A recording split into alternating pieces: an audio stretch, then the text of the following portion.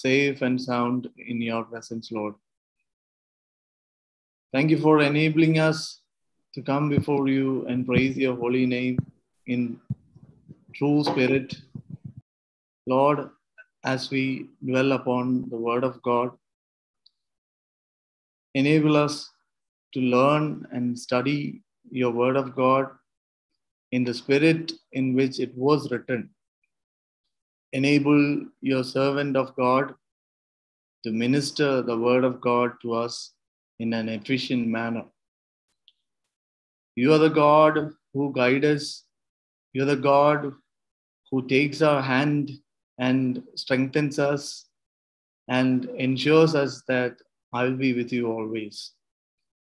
Lord, let us be strengthened in your promise. We have received lots of promises from you, Lord. You have fulfilled every promises, even though it has taken time. Lord, enable us to dwell upon the promises that you give us. Lord, as we spend some time together and have fellowship in your presence, speak to us and help us to know more about you in a great way. In Jesus' precious name we pray. Amen.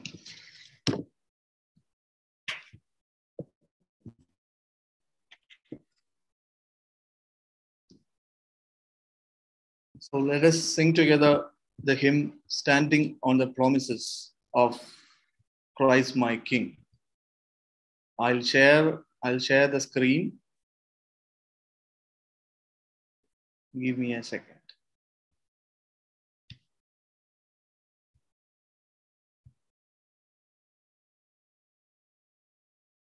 Hope you can see the lyrics.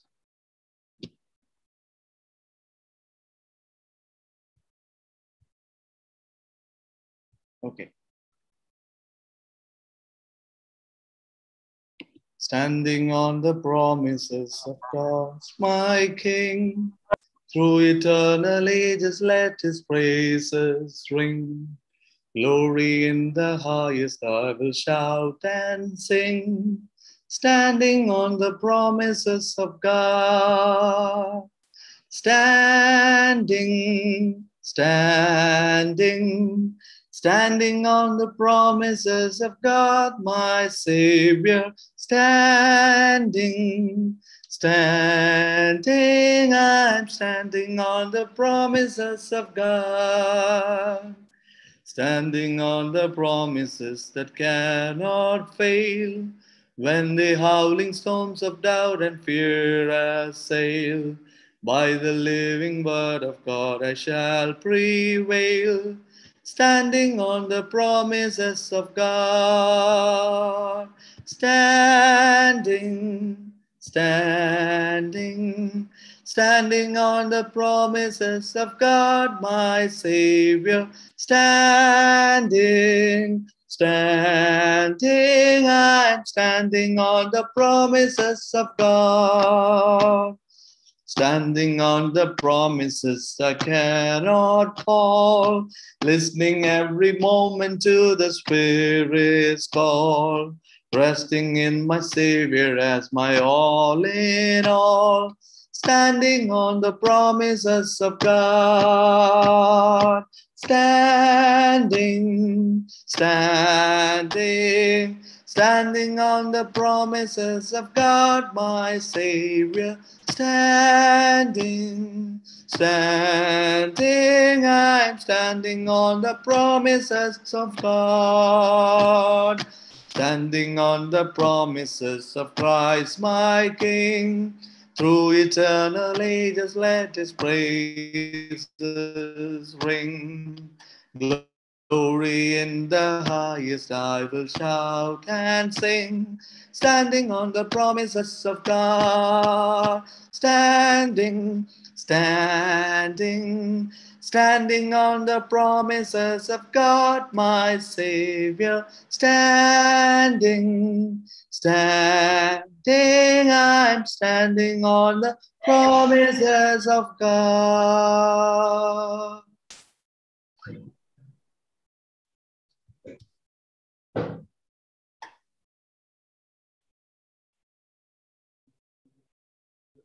ബഹുമാനപ്പെട്ട Stanley അച്ഛൻ, കർത്താവിൽ പ്രിയരെ, നമ്മുടെ ഈ വൈകുന്നേരത്തെ ഒരുമിച്ചുള്ള പഠനത്തിനായി book of Genesis chapter 17, ഉൽപ്പത്തി പുസ്തകം 17-ാം അധ്യായം.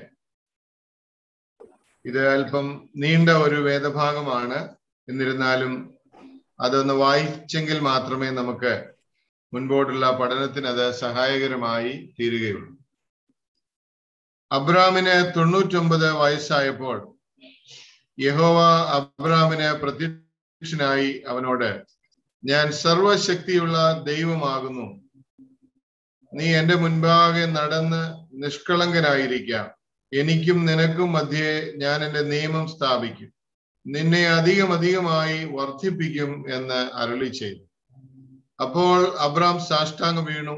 ദൈവം അവനോട് അരുളി ചെയ്തത് എന്തെന്നാൽ, എനിക്ക് നിന്നോട് ഒരു നിയമമുണ്ട്, നീ ബഹുജാതികൾക്ക് പിതാവാകും. ഇനി നിന്നെ അബ്രാം എന്നല്ല വിളിക്കേണ്ടത്, ഞാൻ നിന്നെ ബഹുജാതികൾക്ക് പിതാവാക്കിയിരിക്കയാൽ നിന്റെ പേർ അബ്രഹാം എന്നായിരിക്കണം. ഞാൻ നിന്നെ അധികമായി വർദ്ധിപ്പിച്ച് അനേക ജാതികളാക്കും, നിന്നിൽ നിന്ന് രാജാക്കന്മാരും ഉത്ഭവിക്കും. ഞാൻ നിനക്കും നിന്റെ ശേഷം നിന്റെ സന്തതിക്കും ദൈവമായിരിക്കേണ്ടതിന് ഞാൻ എനിക്കും നിനക്കും നിന്റെ ശേഷം തലമുറയായി നിന്റെ സന്തതിക്കും മധ്യേ എന്റെ നിയമത്തെ നിത്യ നിയമമായി സ്ഥാപിക്കും. ഞാൻ നിനക്കും നിന്റെ ശേഷം നിന്റെ സന്തതിക്കും നീ പ്രവാസം ചെയ്യുന്ന ദേശമായ കനാൻ ദേശം ഒക്കെയും ശാശ്വത അവകാശമായി തരും. ഞാൻ അവർക്ക് ദൈവവും ആയിരിക്കും. ദൈവം പിന്നെയും അബ്രഹാമിനോട് അരുളി ചെയ്തത്, നീയും നിന്റെ ശേഷം തലമുറയായി നിന്റെ സന്തതിയും എന്റെ നിയമം പ്രമാണിക്കണം. എനിക്കും നിങ്ങൾക്കും നിന്റെ ശേഷം നിന്റെ സന്തതിക്കും മധ്യേ ഉള്ളതും നിങ്ങൾ പ്രമാണിക്കേണ്ടതുമായ എന്റെ നിയമം ആവിത്. നിങ്ങളിൽ പുരുഷ പ്രജയൊക്കെയും പരിച്ഛേദന ഏൽക്കണം. നിങ്ങളുടെ അഗ്രചർമ്മം പരിച്ഛേദന ചെയ്യണം. അത് എനിക്കും നിങ്ങൾക്കും മധ്യേയുള്ള നിയമത്തിന്റെ അടയാളം ആകും. തലമുറയായി നിങ്ങളിൽ പുരുഷ പ്രജയൊക്കെയും 8 ദിവസം പ്രായമാകുമ്പോൾ പരിച്ഛേദന ഏൽക്കണം. വീട്ടിൽ ജനിച്ച ദാസനായാലും നിന്റെ സന്തതി അല്ലാത്തവനായി അന്യനോട് വിലയ്ക്ക് വാങ്ങിയവനായാലും ശരി, നിന്റെ വീട്ടിൽ ജനിച്ച ദാസനും നീ വില കൊടുത്തു വാങ്ങിയവനും പരിച്ഛേദന ഏറ്റേ കഴിയും. എന്റെ നിയമം നിങ്ങളുടെ ദേഹത്തിൽ നിത്യ നിയമമായിരിക്കണം.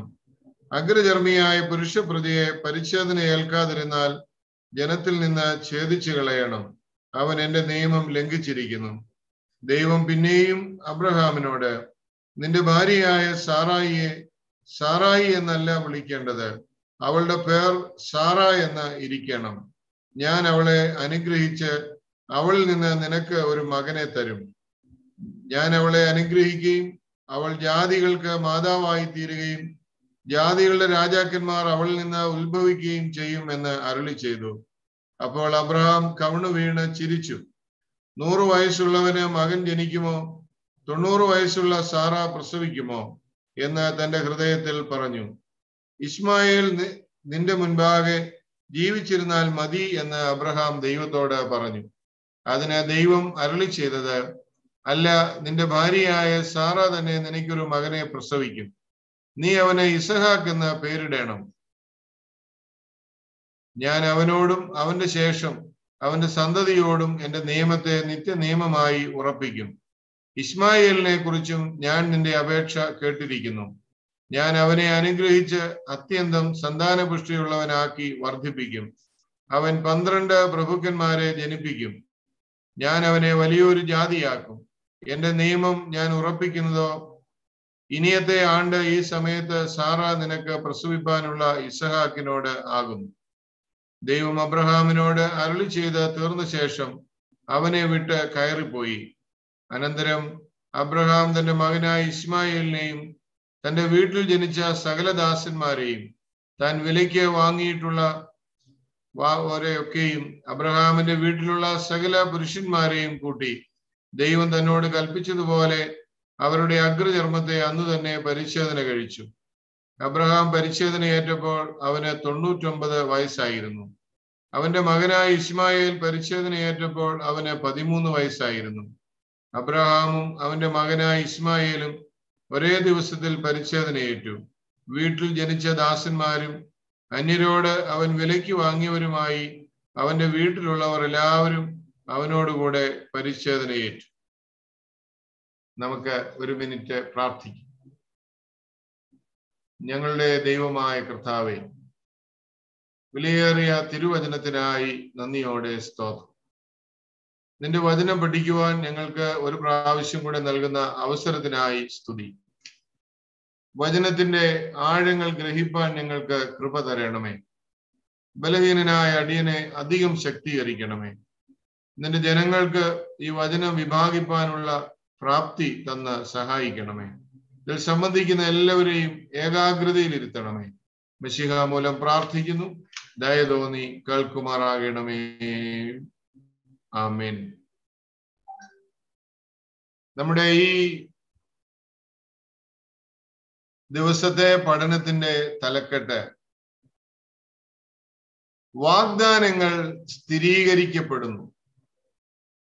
Promise confirmed. വാഗ്ദാനങ്ങൾ സ്ഥിരീകരിക്കപ്പെടുന്നു. Some 14 years had passed since God last spoke to Abraham. അബ്രഹാമിനോട് ദൈവം സംസാരിച്ചിട്ട് ഇപ്പോൾ 14 വർഷങ്ങളായി. അല്ലെങ്കിൽ 14 വർഷങ്ങൾക്ക് മുൻപാണ് ദൈവം അബ്രഹാമിനോട് ഇതിനു മുമ്പ് സംസാരിച്ചത്. Not since his disobedience in the matter of Hagar had Abraham heard the voice of God. ഹാഗാറുമായി ഉള്ള ബന്ധത്തിന് ശേഷം ദൈവം ആദ്യമായിട്ടാണ് അബ്രഹാമിനോട് സംസാരിക്കുന്നത്. ഇപ്പോൾ the times of God's silence are most devastating when they come our way. The times of God's silence are most devastating when they come our way. ദൈവം മനുഷ്യന്റെ ജീവിതത്തിലെ ഏറ്റവും പ്രയാസപ്പെട്ട സങ്കടമുള്ള സമയം. അങ്ങനെയാണെങ്കിൽ കഴിഞ്ഞ 14 വർഷങ്ങളായിട്ട് ദൈവം അബ്രഹാമിനോട് സംസാരിച്ചിട്ടില്ല. We need to learn that our disobedience almost always brings God's silence. അബ്രഹാമിന് മാത്രമല്ല, നമ്മളും ദൈവത്തോട് അനുസരണക്കേട് കാണിച്ചാൽ അവൻ നമ്മളോട് സംസാരിക്കാതെ ഇരിക്കും. നമുക്കറിയാം, നമ്മളുടെ വീട്ടിൽ തന്നെ ചിലപ്പോൾ നമ്മൾ പറയുന്ന കാര്യങ്ങൾ അനുസരിക്കാതെ വരുമ്പോൾ ഒന്നുകിൽ നമ്മൾ ദേഷ്യപ്പെടും, അല്ലെങ്കിൽ നമ്മൾ സംസാരിക്കാതെ ഇരിക്കും. സംസാരിക്കാതെ ഇരിക്കുന്നതാണ് കൂടുതൽ പ്രയാസമുണ്ടാക്കുന്ന അവസ്ഥ എന്ന് നമുക്ക് മനസ്സിലാക്കാൻ സാധിക്കും. In this passage, the Lord speaks again. ദൈവം 14 വർഷങ്ങൾക്ക് ശേഷം വീണ്ടും അബ്രഹാമിനോട് സംസാരിക്കുന്നതാണ് ഇന്നത്തെ വേദഭാഗത്ത് നമ്മൾ വായിച്ച് കേട്ടത്. When he does it is to reveal even more the details of his covenant with Abraham. ഇവിടെ വീണ്ടും ദൈവം അബ്രഹാമിനോട് സംസാരിക്കുമ്പോൾ മുൻപ് അബ്രഹാമിനോട് ചെയ്ത ഉടമ്പടി കുറെ കൂടെ വ്യക്തമാക്കി അതിനെ ഉറപ്പിക്കുന്ന ഒരു അനുഭവമാണ് ഇവിടെ കാണുന്നത്. Here we have the opportunity to learn more about the faithfulness and work of God in the lives of his people. ദൈവത്തിന് തന്റെ ജനത്തോടുള്ള വിശ്വസ്തതയും ദൈവം തന്റെ ജനങ്ങളുടെ ജീവിതത്തിൽ ചെയ്യുന്ന പ്രവർത്തികളും അല്പം കൂടെ വ്യക്തമായി വിശദമായി പറയുന്ന ഒരു ഭാഗമാണ് ഇന്നത്തെ വേദഭാഗം. This passage allows us to catch the glimpse of the God of the everlasting covenant. നിത്യമായ ഉടമ്പടിയുടെ ദൈവത്തെക്കുറിച്ച് നമ്മളെ അല്പം കൂടെ വ്യക്തമായി മനസ്സിലാക്കുന്ന ഒരു വേദഭാഗമാണ് ഇത്. 3 ഭാഗങ്ങളായി ഇന്നത്തെ പഠനം നമുക്ക് തിരിക്കാം. ഒന്നാമതായി, this God's new revelation, verses 1 to 5. ഈ ദൈവത്തിന്റെ, ഏത് ദൈവത്തിന്റെ? മനുഷ്യ ജീവിതത്തിൽ ഇടപെടുകയും മനുഷ്യരോട് സംസാരിക്കുകയും മനുഷ്യർക്ക് കൊടുത്തിട്ടുള്ള വാഗ്ദത്തങ്ങളെ വീണ്ടും വീണ്ടും ഓർമ്മിപ്പിക്കുകയും ചെയ്യുന്ന ദൈവം. അതാണ് ദിസ് ഗോഡ് എന്നിവിടെ പറയുന്നത്. ദിസ് ഗോഡ്സ് റെവലേഷൻ, ഈ ദൈവത്തിന്റെ വെളിപ്പെടുത്തൽ. ഒന്നാമതായിട്ട് 1-ാമത്തെ വാക്യം നമ്മൾ കണ്ടു. അവിടെ പറയുന്നത്, ദൈവം അബ്രഹാമിന് 99 വയസ്സായപ്പോൾ അവന് പ്രത്യക്ഷനായി. Revelation of God's personality. ദൈവത്തിന്റെ എന്തൊക്കെയാണ് ദൈവം അബ്രഹാമിന് വെളിപ്പെടുത്തി കൊടുക്കുന്നത്? ഒന്നാമതായിട്ട്, revelation of his person. For the first time God reveals himself as the Almighty God. വേദപുസ്തകത്തിൽ ആദ്യമായിട്ടാണ് ദൈവം താൻ സർവശക്തനായ ദൈവമാണെന്ന് വെളിപ്പെടുത്തുന്നത്. He reveals himself as the Almighty God. സർവശക്തനായ ദൈവം. The Hebrew word for God is El. എബ്രായ ഭാഷയിൽ ദൈവത്തിന് ഉപയോഗിക്കുന്ന വാക്കാണ് L, E-L, which is the root of the word Elohim. Elohim എന്ന വാക്കിന്റെ റൂട്ട് വാക്കിന്റെ ഷോർട്ട് ഫോം ആണ് EL അഥവാ L. El means supreme one or mighty one.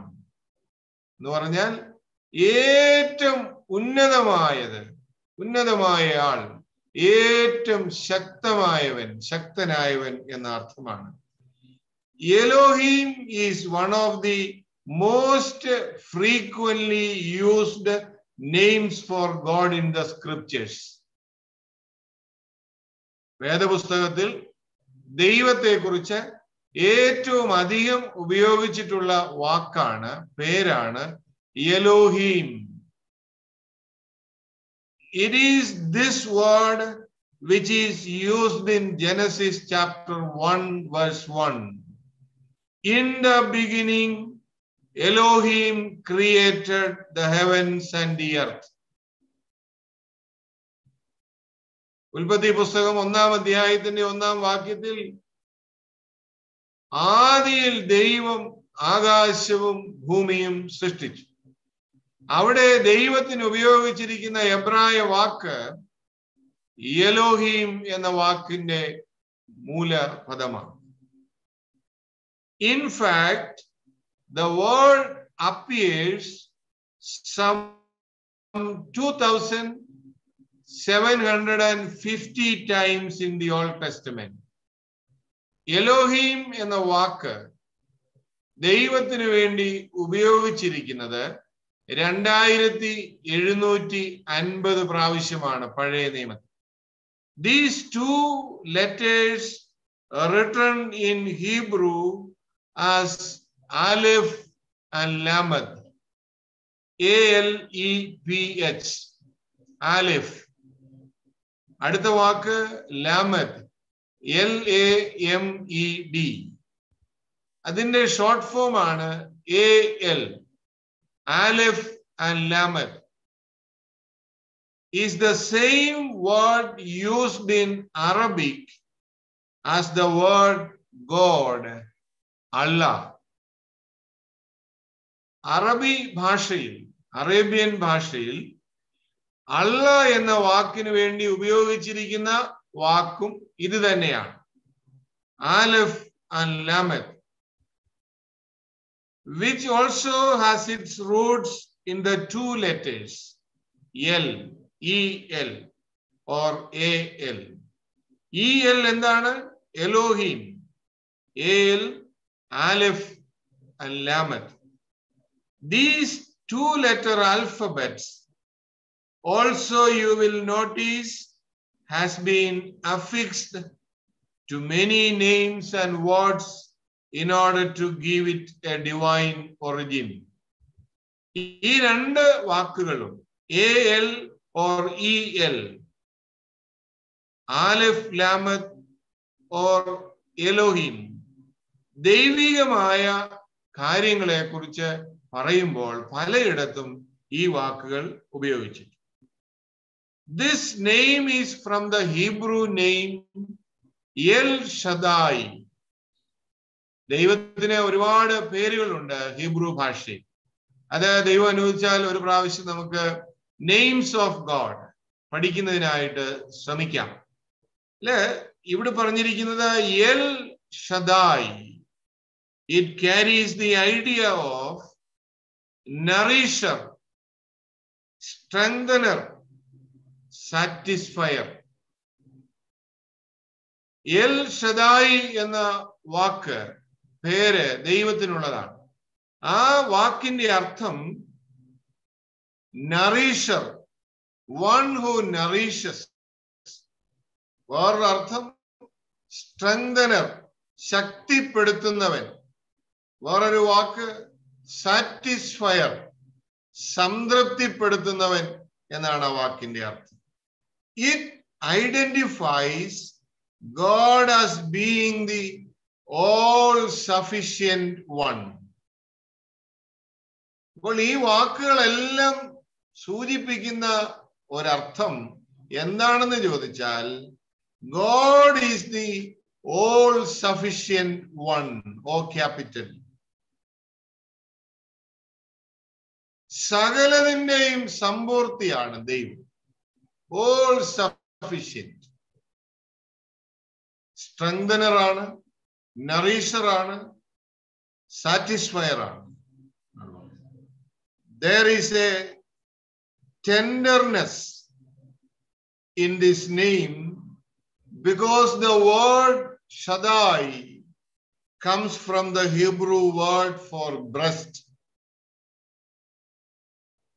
Shaddai comes from the Hebrew word for breast. മാറിടത്തെ കുറിച്ച് പറയാൻ ഉപയോഗിക്കുന്ന വാക്കും ഇത് തന്നെയാണ്, Shaddai. Just as a baby receives strength and nourishment from its mother's breast, so the children of God receive all they need from the hand of the Almighty God. എബ്രായ ഭാഷയിൽ മാറിടത്തിന് ഉപയോഗിക്കുന്ന അതേ വാക്ക് തന്നെയാണ് ഷദായി എന്ന വാക്കിന് ഉപയോഗിച്ചിട്ടുള്ളത്. ഒരു കുഞ്ഞ് തന്റെ അമ്മയുടെ മാറിടത്തിൽ നിന്ന് എങ്ങനെയാണോ ചൂടും ആശ്വാസവും സമാധാനവും കണ്ടെത്തുന്നത്, അതുപോലെ ദൈവമക്കൾ ദൈവത്തിൽ നിന്ന്, ഈ സർവശക്തനായ ദൈവത്തിൽ നിന്ന് ആശ്വാസവും സമാധാനവും സംതൃപ്തിയും കണ്ടെത്തും എന്നുള്ളതാണ് ഈ വാക്കിന്റെ അർത്ഥം. Because God is the Almighty God, He demands that His people walk before Him in perfection. ഈ ദൈവം, സർവശക്തനായ ദൈവം തന്റെ സൃഷ്ടിയായ മനുഷ്യനിൽ നിന്ന് ആവശ്യപ്പെടുന്നത് എന്താണെന്ന് ചോദിച്ചാൽ, അവന്റെ മുൻപാകെ നേരോടെ നടക്കുക.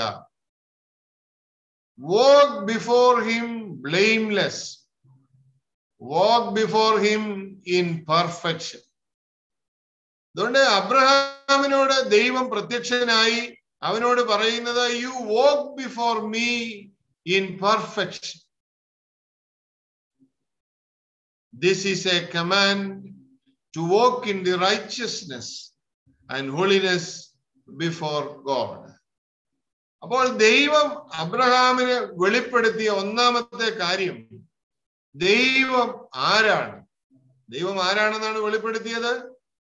He is the Almighty God. സർവശക്തനായ ദൈവം, L Shaddai.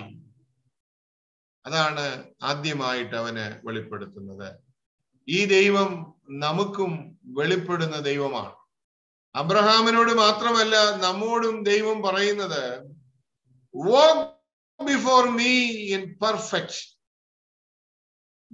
walk before me blameless.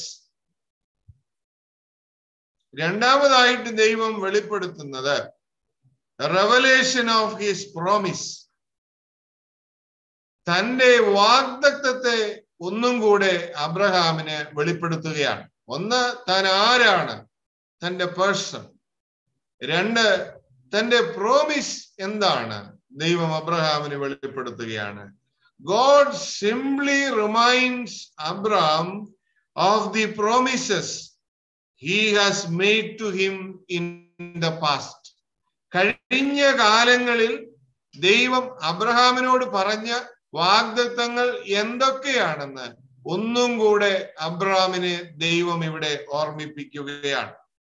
God will make of him a great nation and he will bless Abraham. അബ്രഹാമിനോട് ദൈവം പറഞ്ഞ വാഗ്ദത്തം എന്താണ്? ഞാൻ നിന്നെ വലിയൊരു ജാതിയാക്കും, ഞാൻ നിന്റെ പേര് വലുതാക്കും. ഇതാണ് ദൈവം അബ്രഹാമിന് വർഷങ്ങൾക്ക് മുമ്പ് കൊടുത്ത വാഗ്ദത്തം. അതൊന്നും കൂടെ ദൈവം ഇവിടെ അവന് വെളിപ്പെടുത്തുകയാണ്.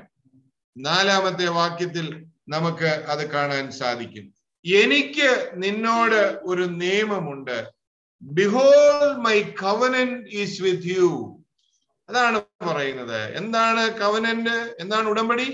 ഞാൻ നിന്നെ വലിയൊരു ജാതിയാണ്. As for me, അങ്ങനെയാണ് ദൈവം പറയുന്നത്. Indicates that this covenant is one-sided. ദൈവം അബ്രഹാമിന് കൊടുക്കുന്ന വാഗ്ദത്തം, ഉടമ്പടിയാണ് ഇവിടെ കാണുന്നത്. God will bless Abraham because he wants to. എന്തിനാണ് ദൈവം അബ്രഹാമിനെ അനുഗ്രഹിക്കുന്നത്? കാരണം ദൈവത്തിന് അബ്രഹാമിനെ അനുഗ്രഹിക്കണമെന്നുള്ള ഒരാഗ്രഹമാണ്. അത് അബ്രഹാം നല്ലവനായതുകൊണ്ടല്ല, ഇത് വൺ സൈഡഡ് ആണ്. ഈ കൽപ്പന, ഈ വാഗ്ദത്തം ദൈവം അബ്രഹാമിന് മാത്രം നൽകുന്നതാണ്. In other words, the covenant is good because it depends on God, not man. ഈ കവനന്റ് ഒത്തിരി നല്ലതാണ്, ഈ ഉടമ്പടി. കാരണം ഈ ഉടമ്പടി ആരിലാണ് ആശ്രയിച്ചിരിക്കുന്നത്? ദൈവത്തിലാണ്, മനുഷ്യനിലല്ല. അതുകൊണ്ട് ദൈവത്തിന്റെ കവനന്റ് ആയതുകൊണ്ട്, ഉടമ്പടി ആയതുകൊണ്ട് അത് നല്ലതാണ്. ദൈവം അത് നിവർത്തിക്കും. അതുകൊണ്ട് എപ്പോഴും ഓർക്കണം, our salvation is in God's hands. അത് അവന്റെ താല്പര്യമാണ്, അവന്റെ ആഗ്രഹമാണ് ആരും നശിച്ചു പോകരുത് എന്നുള്ളത്. അതുകൊണ്ട് അബ്രഹാമിന് മാത്രമല്ല, ദൈവം നമുക്കും ഈ ഉടമ്പടി തന്നിട്ടുണ്ട്. അതെല്ലാം ഇപ്പോഴും നമ്മൾ ഓർക്കേണ്ടത് വളരെ ആവശ്യമാണ്. റെവലേഷൻ ഓഫ് ഹിസ് പ്രോമിസ്, അവന്റെ വാഗ്ദത്തത്തെ ഒന്നും കൂടെ വെളിപ്പെടുത്തി. പിന്നീട് a revelation of God's plan, ദൈവത്തിന്റെ പദ്ധതി ദൈവം അബ്രഹാമിന് 5-ാം വാക്യത്തിൽ വെളിപ്പെടുത്തി കൊടുക്കുകയാണ്. ഇവിടെ പറയുന്നു, ഇനി നിന്നെ അബ്രഹാം എന്നല്ല വിളിക്കേണ്ടത്, ഞാൻ നിന്നെ ബഹുജാതികൾക്ക് പിതാവാക്കിയിരിക്കയാൽ നിന്റെ പേർ അബ്രഹാം എന്നായിരിക്കണം. ഇങ്ങനെയാണ് പറയുന്നത്. No longer shall your name be called Abraham, but your name shall be Abraham, for I have made you the father of a multitude of nations. Revelation of God's plan in Abraham's life. Here Abraham receives a name change. His name is changed from Abraham, which means exalted father, to Abraham. Exalted father എന്ന നിലയിൽ നിന്ന് ഇവന്റെ പേര് മാറ്റി ദൈവം Abraham എന്ന് കൊടുക്കുന്നതായിട്ട് നമുക്ക് ഇവിടെ കാണാനായിട്ട് സാധിക്കും. അപ്പോൾ ദൈവം അബ്രഹാമിന്റെ പേരിനെ മാറ്റുന്നതാണ് ഇവിടെ 5-ാമത്തെ വാക്യത്തിൽ പറഞ്ഞിരിക്കുന്നത്. എക്സോൾട്ടഡ് ഫാദർ എന്ന നിലയിൽ നിന്ന് അവനെ ഫാദർ ഓഫ് എ മൾട്ടിറ്റ്യൂഡ് എന്ന നിലയിലേക്ക് ദൈവം മാറ്റുകയാണ്.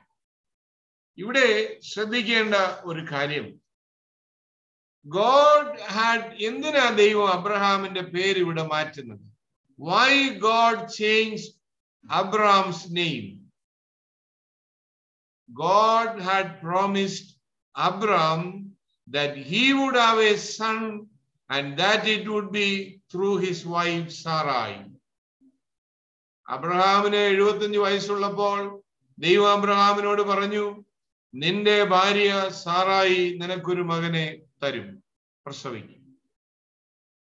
Abraham's name means exalted father. എന്നാൽ ഇപ്പോൾ വർഷങ്ങൾ കഴിഞ്ഞു, അബ്രഹാമിന് ഇതുവരെയും സാറായിലൂടെ ഒരു സന്തതി ഉണ്ടായിട്ടില്ല എന്നാണ് നമുക്ക് കാണാൻ സാധിക്കുന്നത്. ദൈവം വാഗ്ദത്തങ്ങൾ പറഞ്ഞ് വർഷങ്ങൾ പലത് കഴിഞ്ഞിട്ടും അബ്രഹാമിന്റെ ജീവിതത്തിൽ ഇവിടെ നാം വായിക്കുന്നത് സാറയിലൂടെ അബ്രഹാമിനൊരു സന്തതിയെ ലഭിച്ചിരുന്നില്ല. അപ്പോൾ ഓർക്കുക, ദൈവം അബ്രഹാമിന് ആദ്യം തേരഹ് അബ്രഹാമിന് കൊടുത്ത പേര് അബ്രാം. അതിന്റെ അർത്ഥം ഉയർത്തപ്പെട്ട, ഉയർത്തിയത് എന്നൊക്കെയാണ്. പേരുകളുടെ അർത്ഥം നമുക്കറിയാം. അപ്പോൾ തന്റെ മകന് തേരഹ് കൊടുത്ത പേര് അബ്രാം. Exalted means ഉയർത്തപ്പെട്ട. എന്നാൽ ഒരു ദൈവം പറഞ്ഞ വാഗ്ദത്തങ്ങൾ വർഷങ്ങൾ കഴിഞ്ഞെങ്കിലും തന്റെ ഭാര്യയിലൂടെ സാറയിലൂടെ ഒരു മകനെ ലഭിക്കാത്തത് കൊണ്ട്, which may have proven to be an embarrassment as he aged without children. പ്രായം കൂടി, പക്ഷെ വലിയ എക്സോൾട്ടേഷൻ ഒന്നും ഉണ്ടായില്ല. കാരണം തന്റെ ഭാര്യയിലൂടെ ഒരു കുഞ്ഞിനെ അദ്ദേഹത്തിന് ലഭിച്ചു. എന്നാൽ ദൈവം ഇവിടെ അബ്രഹാമിന്റെ പേര് മാറ്റുകയാണ്. God gives him the name Abraham, which means father of many. ബഹുജാതികൾക്ക് പിതാവ് എന്നാണ് അതിന്റെ അർത്ഥം. This reinforces God's promise to Abraham that he would not only have a son through Sarai, but also that he would be the father of many nations. ഇപ്പോൾ ഈ പേര് മാറ്റുന്നതിന്റെ അർത്ഥം, അബ്രഹാമേ, നിന്റെ പേരിന്റെ അർത്ഥം എക്സോൾട്ടഡ് ഫാദർ എന്നാണെങ്കിലും നിനക്കൊരു എക്സോൾട്ടേഷൻ ഒന്നും ഇതുവരെ ലഭിച്ചില്ല എന്ന് എനിക്കറിയാം. എന്നാൽ ഞാൻ നിന്നെ ഇപ്പോൾ ആ പദവിയിൽ നിന്ന്, ആ പേരിൽ നിന്ന് മറ്റൊരു പേരിലേക്ക് മാറ്റുകയാണ്. എന്താണ് പുതിയ പേര്? Abraham, which means father of many. ബഹുജാതികൾക്ക് പിതാവ്. ഇനിയും നിന്റെ പേര് അബ്രഹാം എന്നല്ല, അബ്രഹാം എന്നാണ്. വലിയ ഒരു ജാതിയുടെ, പല ജാതികളുടെ പിതാവായി നീ അറിയപ്പെടാനായിട്ട് പോവുകയാണ് എന്നാണ് ദൈവം അബ്രഹാമിനോട് പറയുന്നത്. This is true. ഈ വാക്ക് ശരിയായി. എങ്ങനെയാണ്? This is true through Ismail. കഴിഞ്ഞ പ്രാവശ്യം നമ്മൾ കണ്ടു, ഇസ്മായേൽ ഒരുപാട് ജാതികൾ, ഒരു പ്രത്യേക ജാതിയുടെ പിതാവായി. Isaac and the sons of Keturah, the wife he took after Sarah died. ഇത് ഇസ്മായേലിലൂടെയും ഇസഹാക്കിലൂടെയും സാറയുടെ മരണത്തിന് ശേഷം അബ്രഹാം ഭാര്യയായി സ്വീകരിച്ച കെതൂറയുടെ മക്കളിലൂടെയും യാഥാർത്ഥ്യമായി തീർന്നു എന്നുള്ളത് നാം മറക്കരുത്. Revelation of God's plan. ഇവിടെ വളരെ ശ്രദ്ധേയമായിട്ട് നമ്മൾ കാണുന്ന കാര്യം ഇതാണ്. Even though Abraham couldn't see it, God had already completed his plan through Abraham. അബ്രഹാമിന് ഇത് അന്നേരം മനസ്സിലായില്ലെങ്കിലും ദൈവം തന്റെ നിത്യ പദ്ധതിയിൽ ഇത് കണ്ടിരുന്നു എന്നാണ് അതിന്റെ അർത്ഥം. ഓർമ്മിക്കുക മൈ ഡിയർ ഫ്രണ്ട്സ്, കർത്താവിൽ പ്രിയരെ, life is never like we think it is. ഒരിക്കലും ജീവിതം ഞാനും നിങ്ങളും ചിന്തിക്കുന്നത് പോലെ അല്ല. All we can see are the obstacles and the trials that we face in life. എനിക്കും നിങ്ങൾക്കും കാണാൻ കഴിയുന്നത് ജീവിതത്തിലെ തടസ്സങ്ങളും ജീവിതത്തിന്റെ പ്രതികൂലങ്ങളും ജീവിതത്തിന്റെ സംഘർഷങ്ങളും മാത്രമാണ്.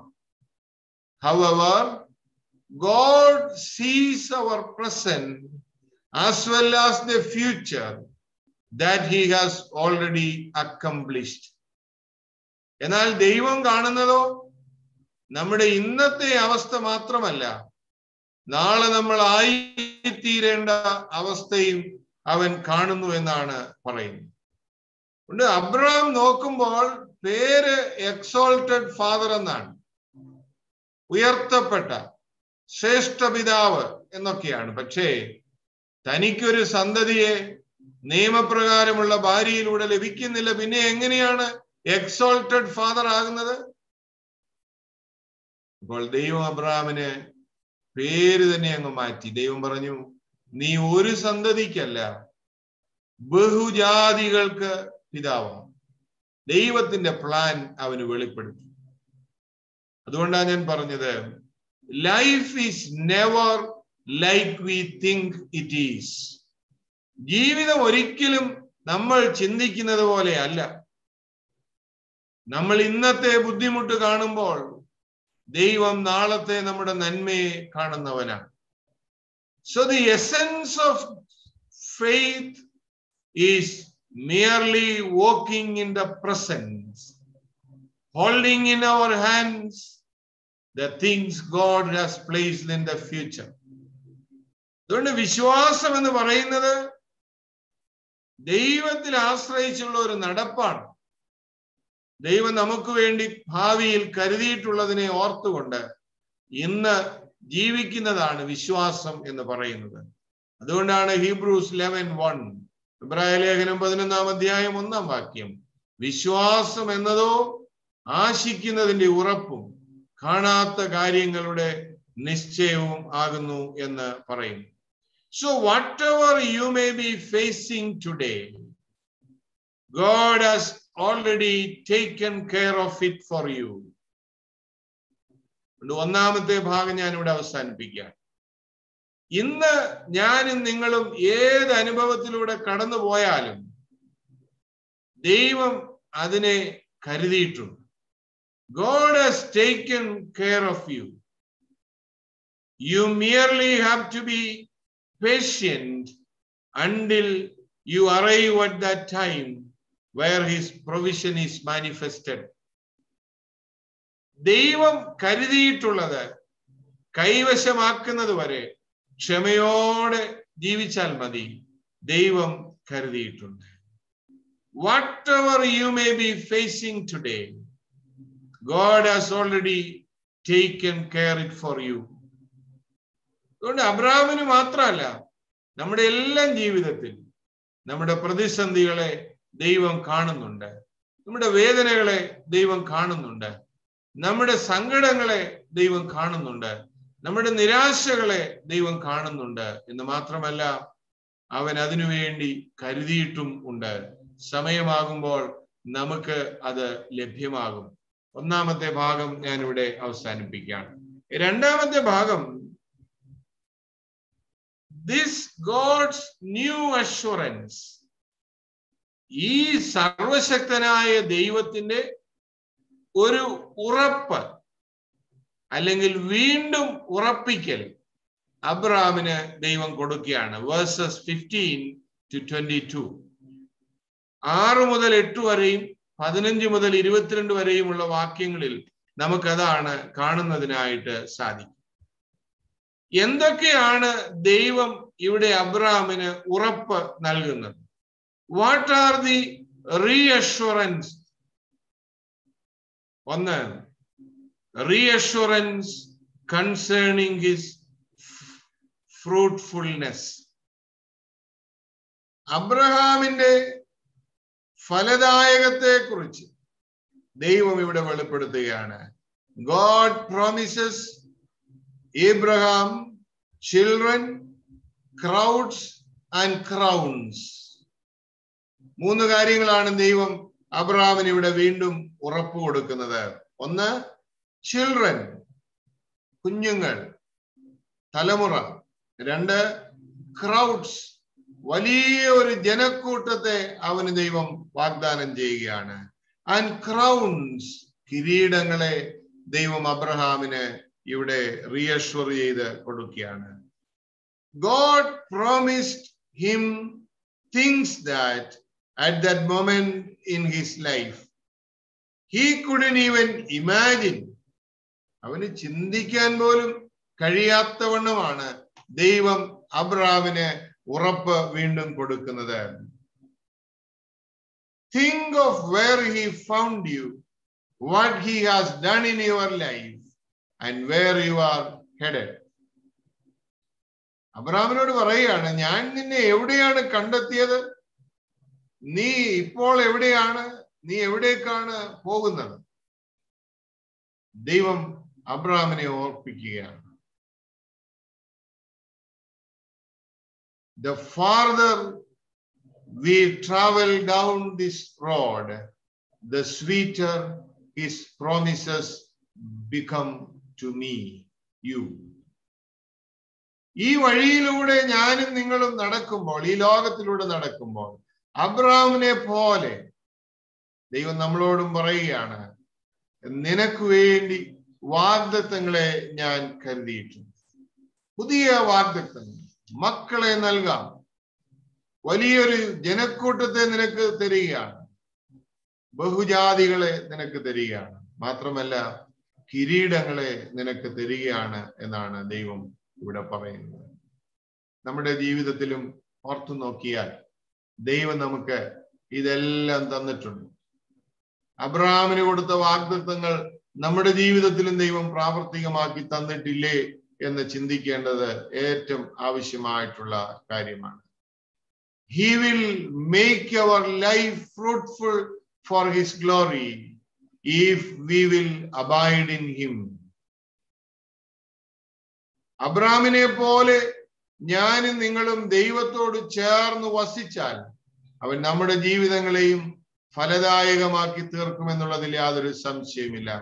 രണ്ടാമതായിട്ട് ദൈവം അബ്രഹാമിന് റീഅഷ്വർ ചെയ്യുന്നത്, ഉറപ്പ് നൽകുന്നത്, കൺസേണിംഗ് ഹിസ് ഫെയ്ത്ത്ഫുൾനെസ്. ദൈവത്തിന്റെ വിശ്വസ്തതയെ കുറിച്ച് അവന് വീണ്ടും ഒരു ഉറപ്പ് ദൈവം കൊടുക്കുകയാണ്. God promises not only to bless Abraham but his children and all the generations of Abraham's seed as well.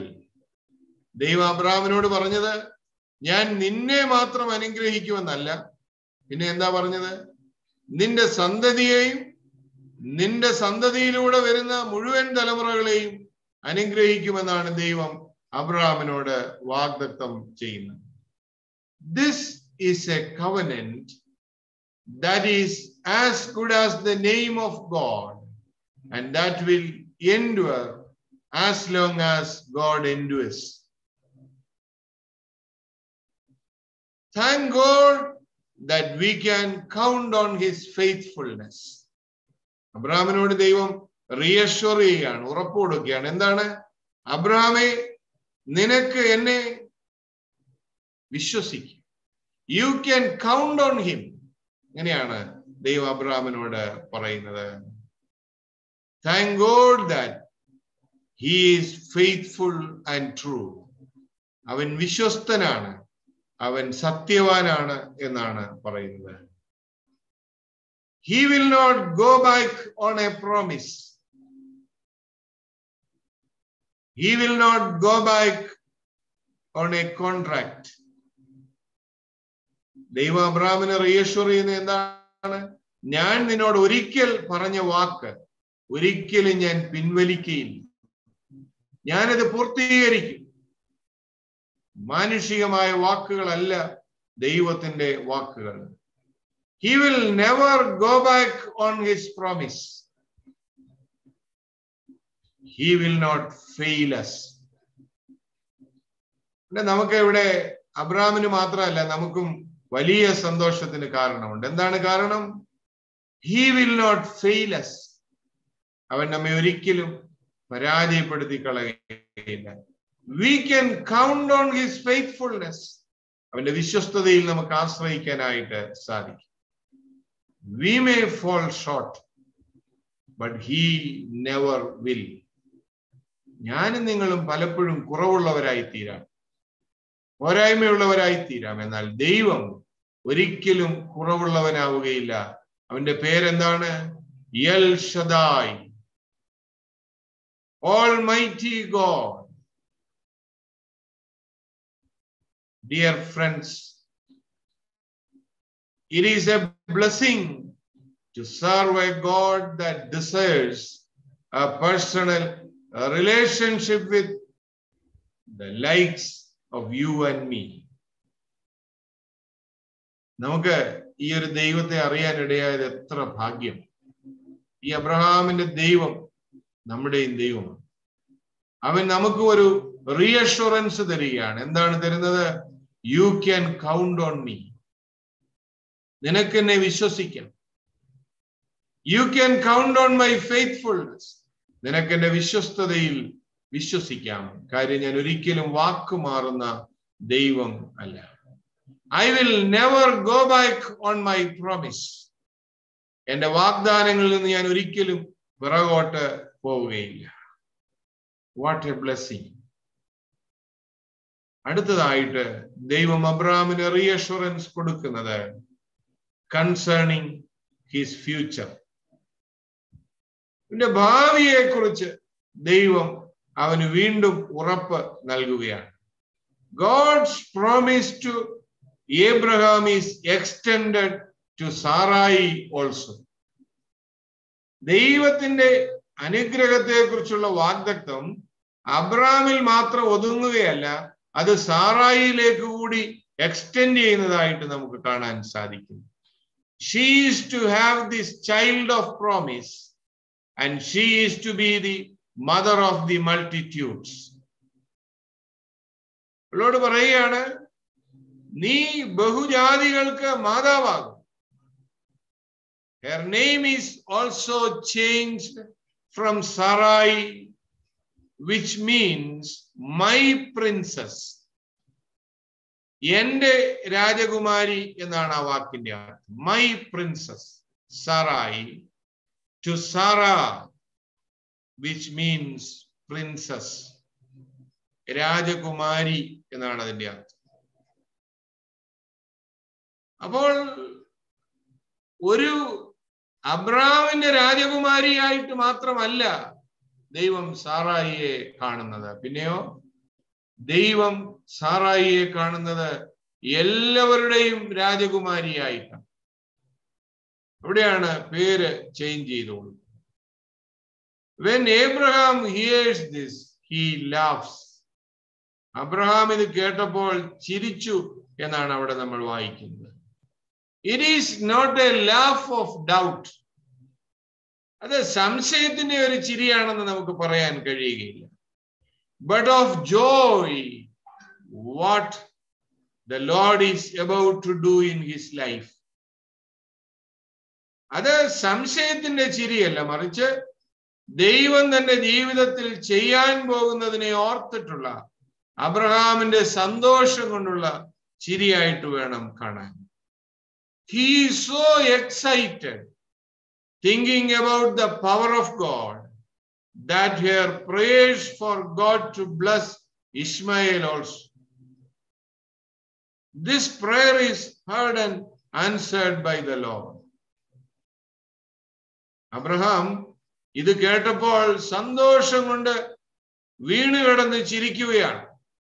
ദൈവത്തിന്റെ വാഗ്ദത്തങ്ങൾ, ഈ പ്രായത്തിലും ദൈവത്തിന്റെ വാഗ്ദത്തങ്ങൾ നടക്കുന്നല്ലോ എന്നുള്ള വലിയ സന്തോഷം. അപ്പോൾ അബ്രഹാം ദൈവത്തോട് പറഞ്ഞു, ഇശ്മായേലിനെയും കൂടെ ഇവിടെ നടക്കാനായിട്ട് അനുവദിക്കണം. അതും ദൈവം കേൾക്കുന്നതായിട്ടാണ് നമുക്ക് കാണാൻ സാധിക്കും. ശ്രദ്ധിക്കുക, here is a man who was looking at a bleak future when the day began. Now he is thrilled by the possibilities. Here is a man who was looking at a bleak future. The day began. ദിവസം ആരംഭിച്ചപ്പോൾ തന്റെ ബ്ലീക്ക് ആയിട്ടുള്ള ഇരുട്ടേറിയ ഭാവിയെ ഓർത്ത് ഭാരപ്പെടുന്ന Abraham വൈകുന്നേരമായപ്പോഴോ now he is thrilled by the possibilities.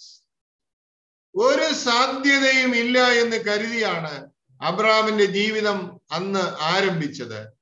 എന്നാൽ ആ ദിവസം വൈകുന്നേരം ആയപ്പോഴേക്കും അവന് സാധ്യതകളുടെ വലിയ തോന്നലുകളെ ദൈവം കൊടുക്കുകയാണ്.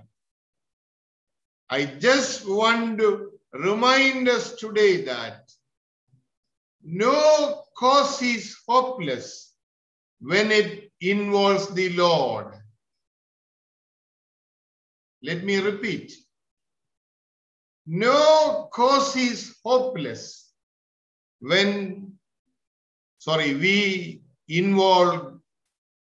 it involves the Lord.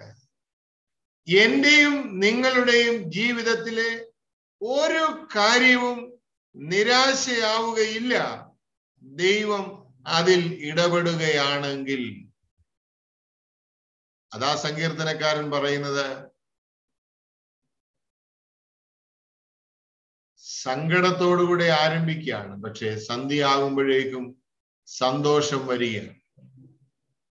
പ്രിയപ്പെട്ടവരെ, എന്നെ ശ്രദ്ധിക്കുന്ന ആരെങ്കിലും ജീവിതത്തിൽ സങ്കടത്തോടുകൂടെ ഈ ദിവസം ആരംഭിച്ചിട്ടുണ്ടെങ്കിൽ നിങ്ങളോട് ദൈവം പറയുന്നത് എന്താണെന്ന് അറിയാമോ?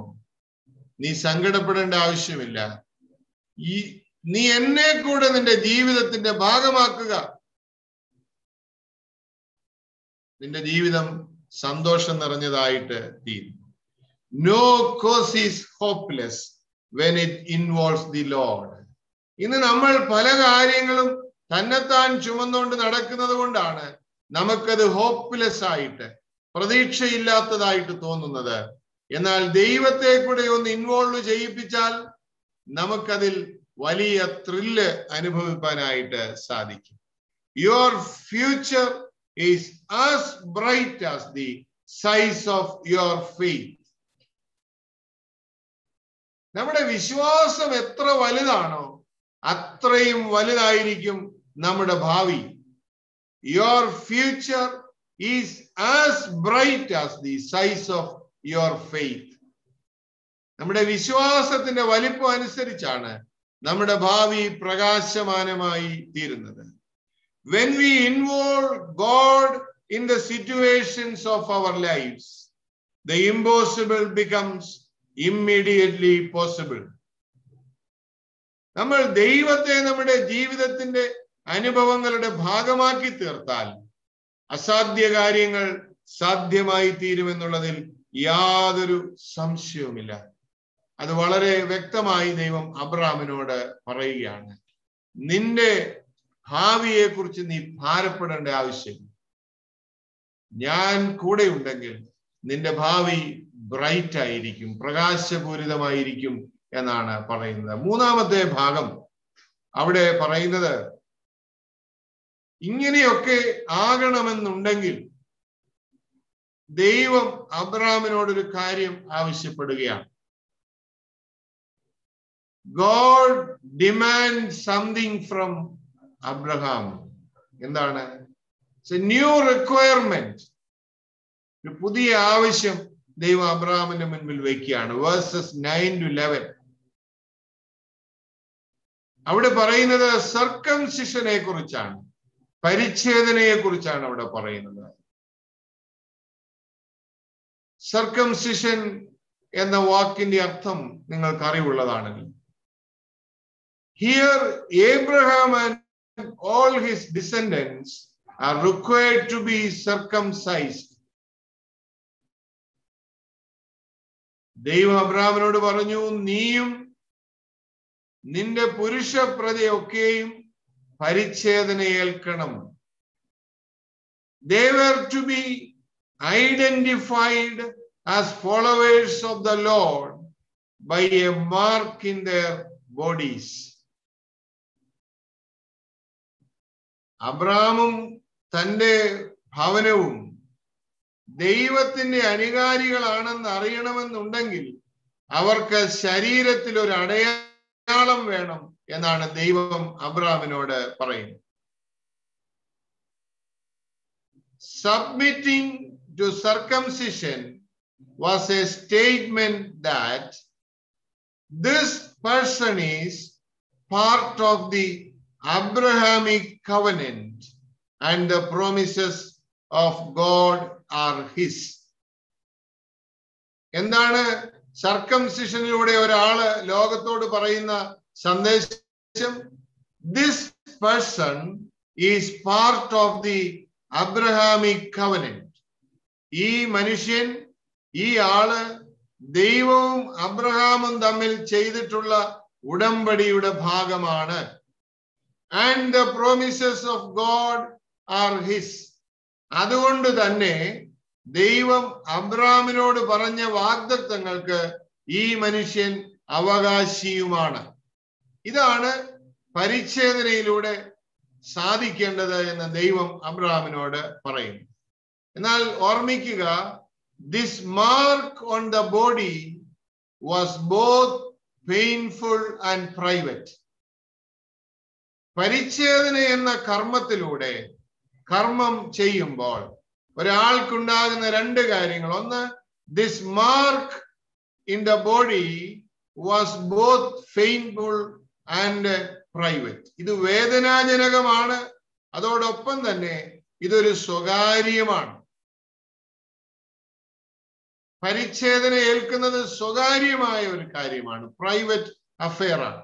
അതോടൊപ്പം തന്നെ it is painful, വേദനാജനകമാണ്. Whether anyone else knew of it or not, the person circumcised and the Lord knew about it. ശ്രദ്ധിക്കുക, ഞാൻ പറഞ്ഞു circumcision is a private affair, business. അത് ഒരാൾ സർക്കംസൈസ്ഡ് ആണോ അല്ലയോ എന്ന് പുറമേയുള്ള ഒരാളിനെ അറിയാനൊക്കത്തില്ല. ഇത് സ്വകാര്യമായ ഒരു കാര്യമാണ്, അത് വേദനാജനകമായ ഒരു കാര്യമാണ്. അപ്പോൾ അത് പുറമേയുള്ള ആർക്കും അറിഞ്ഞു എന്ന് വരികയില്ല. പക്ഷെ ആർക്കൊക്കെ അറിയാം? സർക്കംസിഷൻ എടുത്തയാളിനും അറിയാം, ദൈവത്തിനും അറിയാം. ഇത് വളരെ ശ്രദ്ധേയമായ ഒരു കാര്യമാണ് എന്ന് നമ്മൾ മറക്കരുത്.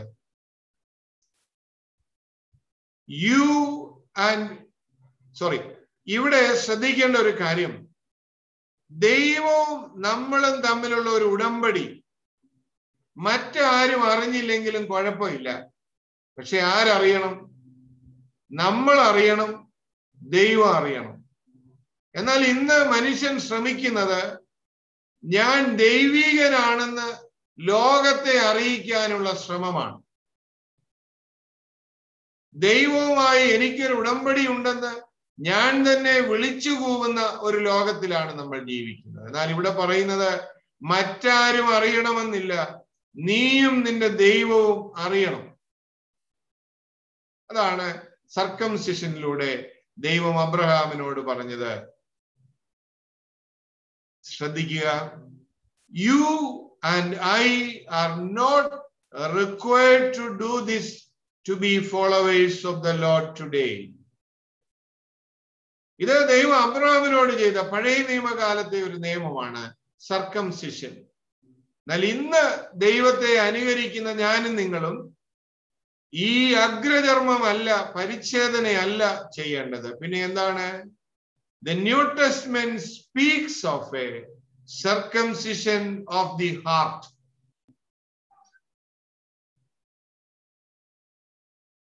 Circumcision of the heart. പരിച്ഛേദനയും അഗ്രചർമ്മവുമല്ല, ഹൃദയത്തിന്റെ വ്യത്യാസമാണ് പുതിയ നിയമം നമ്മളോട് ആവശ്യപ്പെടുന്നത്.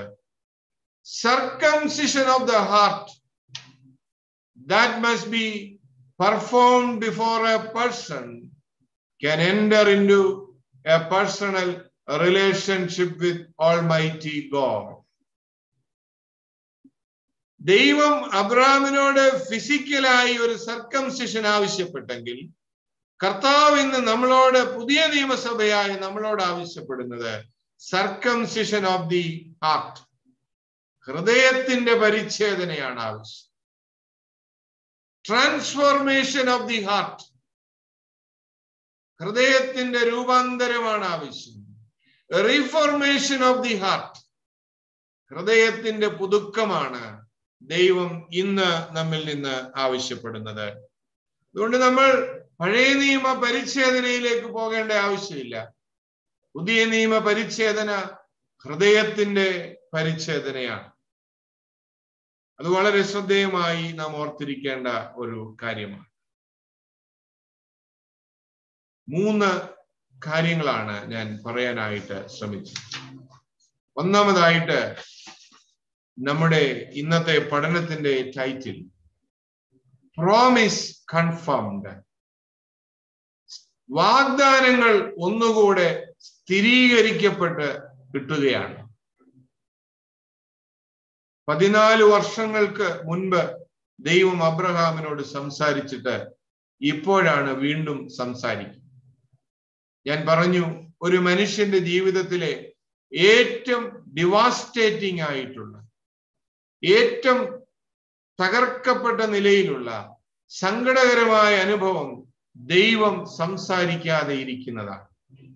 ദൈവം സംസാരിക്കാതെ ഇരിക്കുന്നതിന്റെ കാരണം എന്താണ്? അതും ഞാൻ പറഞ്ഞു, നമ്മുടെ അനുസരണക്കേടാണ്, അവർ ഡിസൊബീഡിയൻസ്. എന്നെ ശ്രദ്ധിക്കുന്ന ആരെങ്കിലും ദൈവശബ്ദം കേൾക്കാതെ ആയിട്ട് വർഷങ്ങളായവരുണ്ടോ? Then we will have to recheck our spirituality this evening. 3 ഭാഗങ്ങളായിട്ടാണ് പഠനം പറഞ്ഞത്. ഒന്ന്, ന്യൂ റെവലേഷൻ.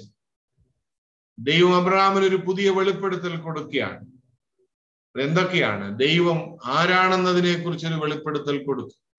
ആദ്യമായി ദൈവം ഇവിടെയാണ് പറയുന്നത്, ദൈവം സർവശക്തനായ ദൈവമാണ്. എൽ എന്ന വാക്ക് നാം പഠിച്ചു. എൽ ഷദായി, ദൈവത്തിന്റെ ടെൻഡർനെസ്. ഷദായി എന്ന വാക്ക് എന്താണ് കാണിക്കുന്നത്? ടെൻഡർനെസ് ഓഫ് ഗോഡ്, ദൈവത്തിന്റെ മാതൃഭാവം. അതാണ് നമ്മൾ അവിടെ കണ്ടത്. ഓൾ സഫിഷ്യന്റ് വൺ, എല്ലാത്തിനും മതിയായ ഒരു ദൈവത്തെയാണ് നമ്മൾ അവിടെ കണ്ടത്. രണ്ടാമതായി പറയുന്നത് ന്യൂ അഷുറൻസ്, പുതിയ ഉറപ്പ്. ദൈവം വാക്ക് പറഞ്ഞാൽ ഒരിക്കലും വാക്ക് മാറുന്നവനല്ല എന്ന് അബ്രഹാമിനോട് വീണ്ടും അവിടെ പറയുകയാണ്. അബ്രഹാമിന്റെ ഭാവിയെ കുറിച്ച് ദൈവം അവനെ ഓർപ്പിക്കുകയാണ്. മൂന്നാമതായിട്ട് പറഞ്ഞത് ഗോഡ്സ് ന്യൂ റിക്വയർമെന്റ്. ദൈവത്തിന് പുതിയ ഒരു റിക്വയർമെന്റ് ഉണ്ട് അബ്രഹാമിനോട് പറയാൻ. അതെന്താണ്? നീയും നിന്റെ ഭവനവും പരിച്ഛേദനയേൽക്കും. പരിച്ഛേദന എന്ന വാക്ക് വളരെ ശ്രദ്ധേയമാണ്. എന്താണ് പറയുന്നത്? They were to be identified as followers of the Lord by a mark in their bodies. ദൈവത്തെ പിൻപറ്റുന്നവരാണെന്ന് അറിയണമെങ്കിൽ അതിനൊരു അടയാളം വേണം. ദൈവം അബ്രഹാമിന് കൊടുത്ത അടയാളം സർക്കംസിഷൻ ആണ്. ഇന്ന് നമ്മളോട് പറഞ്ഞിരിക്കുന്നത് എന്താണ്? Circumcision of the heart. Do we have a mark in our bodies? നമ്മൾ യേശുവിന്റെ ശിഷ്യരാണെന്ന് തെളിയിക്കാനുള്ള ഒരു അടയാളം നമ്മുടെ ജീവിതത്തിലുണ്ടോ? This mark is always painful and private. അതെല്ലായ്പ്പോഴും വേദനാജനകവും സ്വകാര്യവുമാണ്. നമുക്ക് സ്വകാര്യമായ ഒരു ബന്ധം കർത്താവിനോട് ഉണ്ടോ? Let us be thankful today that we serve a God who is interested in his people. തന്റെ ജനത്തിൽ താല്പര്യമുള്ള ഒരു കർത്താവിനെയാണ് നമ്മൾ ആരാധിക്കുന്നത്. Let me just remind you that we serve a God who keeps his word. വാക്ക് പാലിക്കുന്ന ഒരു ദൈവത്തെയാണ് നമ്മൾ ആരാധിക്കുന്നത്. He will do what he has promised. അവൻ നിശ്ചയമായും നമ്മോടും നമ്മുടെ മാതാപിതാക്കളോടും പൂർവ്വ മാതാപിതാക്കളോടും ചെയ്ത വാഗ്ദത്തം പാലിക്കും. Bring it to him. Fall down before him and worship him like Abraham did, and he will bless your life. നമ്മുടെ ജീവിതത്തെ ദൈവം മുൻപാകെ കൊണ്ടുവരാം. ദൈവം മുൻപാകെ നമുക്ക് സാഷ്ടാംഗം വീണ് ദൈവത്തെ ആരാധിക്കും. അബ്രഹാമിനെ അനുഗ്രഹിച്ച ദൈവം, അബ്രഹാമിനോട് വാക്ക് പാലിച്ച ദൈവം നമ്മുടെ ജീവിതത്തിലും അപ്രകാരം ചെയ്യും. ദൈവത്തിന്റെ പരിശുദ്ധാത്മാവ് ഈ പഠനം മൂലം നമ്മെ സഹായിക്കുമാറാകട്ടെ. ആമേൻ.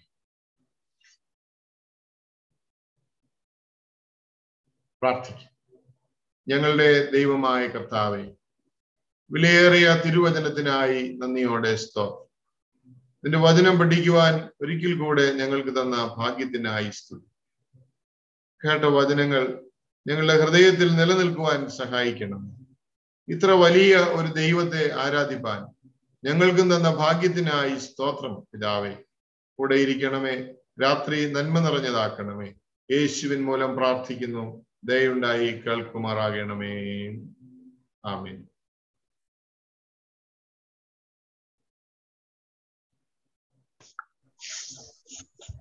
നമ്മുടെ കർത്താവും രക്ഷിതാവുമായ യേശു മിശിഹായുടെ കൃപയും അനുഗ്രഹങ്ങളും ആശീർവാദങ്ങളും പ്രിയരെ നിങ്ങൾ എല്ലാവരോടും നിങ്ങളുടെ കുടുംബങ്ങളോടും നമ്മുടെ ഇടവകയോടും നമ്മുടെ ഈ കൂട്ടായ്മയോടും ഇന്നും എന്നേക്കും ഇരിക്കുമാറാകട്ടെ. ആമേൻ.